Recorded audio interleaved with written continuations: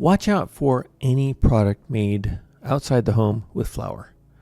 And so think of products made with flour in three categories. One is things you've made at home with 100% whole grain flour. So it could be 100% whole wheat, it could be rye, it could be barley, whatever.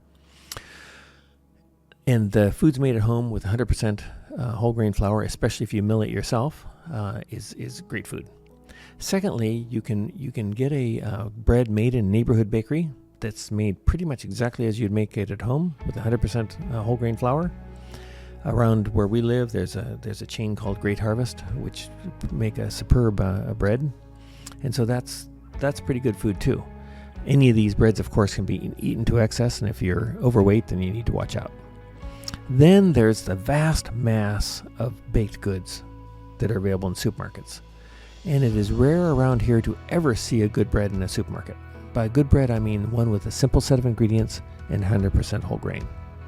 Almost never do you find that on a supermarket shelf, in where I live anyway. And so remember, these foods are generally made of partly whole wheat, even if they say whole wheat, and partly white flour.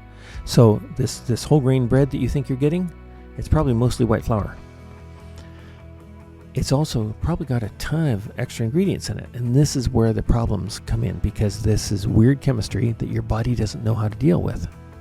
And so watch out for those breads, watch out for those pastas, crackers, all of those things that are made commercially using lots of different ingredients that your body doesn't recognize and not made with 100% whole grain flours.